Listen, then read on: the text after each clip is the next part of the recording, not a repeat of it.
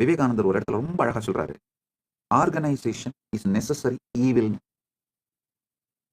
ஏன்னா அவர் பிறந்து வளர்ந்த அந்த காலகட்டத்துல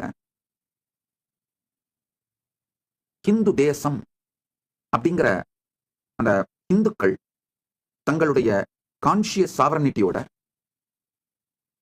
ரிலிஜியஸ் சாவரனிட்டியோட, பொலிட்டிக்கல் சாவரனிட்டி இருந்த அந்த காலம் அழிந்து விட்டது. நன்றாக புரிந்து கொள்ளுங்கள். பிரிட்டிஷ், அதாவது கிறிஸ்தவ பிரிட்டானிய கொடுங்கோல் ஆட்சி இந்தியாவை கொள்ளை கொண்ட பிறகு மொத்தமாக இந்துக்கள் தங்களுடைய கான்சியஸ் சாவரனிட்டி, ரிலிஜியஸ் சாவரனிட்டியோட சேர்ந்த பொலிட்டிக்கல் சாவரனிட்டியை இழந்து விட்டார்கள். அது வரைக்கும் ஆர்கனைசேஷன் அப்படிங்கிற ஒரு நெசசரி ஈவில் இந்து மதத்துக்கு தேவையே படல. ஏன்னா நம்முடைய சம்ஸ்தானங்களே சனாதன ஹிந்து தர்மத்தை அடிப்படையாக வைத்தவை. கொஞ்சம் ஒன்னொன்னா புரிஞ்சுக்கிட்டீங்க, நல்லா புரிஞ்சுங்க. நம்ம சனாதன ஹிந்து தர்மம் இன்டிஜீனியஸா, ஆர்கானிக்கா, பிரபஞ்ச விதிகள், தர்மம், இதை பற்றிய ஆராய்ச்சி மற்றும் அனுபவம், அனுபூதிகளில் இருந்து விளைந்த பேரறிவின், அந்த பேரறிவிலிருந்து விளைந்த தர்மத்தோட ஒரு ஆர்கானிக்கா எவால்வான தர்மம், ஆர்கானிக்கா எவால்வான மதம். அதனாலதான் ஃபவுண்டர் கிடையாது. ஆலமரத்தடியில உட்கார்ந்து நாம எல்லாம் கலந்து பேசி பஞ்சாயத்து பண்றோமே, அது மாதிரி காட்டிலே அமர்ந்து கடும் தவத்தாலே நம் முன்னோர்கள்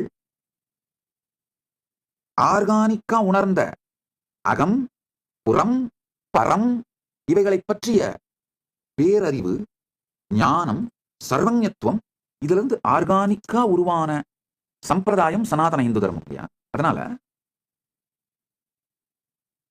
இது ஒரு பொலிட்டிக்கல் பிராண்ட் மாதிரி, ஃப்ரேம்டு, பிராண்டட், கிரியேட்டட் ரிலிஜியன் கிடையாது. ஒரு பர்பஸுக்காக கிரியேட் பண்ண, இந்த நாடு பிடிக்கிறதுக்காக, இல்ல மனிதர்களை அடிமைப்படுத்துறதுக்காக, அந்த மாதிரி ஒரு பர்பஸுக்காக கிரியேட் பண்ண விதி நிஷேதங்கள், இதை செய், இதை செய்யாதே அப்படிங்கிற அந்த விதி நிஷேத ரிலிஜியன் மதம் கிடையாது.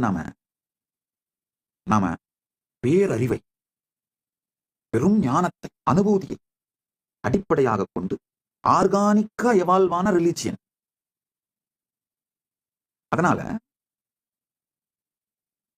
நம்முடைய சமஸ்தானங்களே இந்த சனாதன இந்து தர்மத்தை அடிப்படையாக வைத்துத்தான் இயங்கியதனால தனியா அதுக்கு ஒரு ஆர்கனைசேஷன் பண்ண வேண்டிய அவசியம் நமக்கு இல்லவே இல்லை, இருந்ததே இல்லை. செக்யூலரிசம் அப்படிங்கிற ஐடியாவே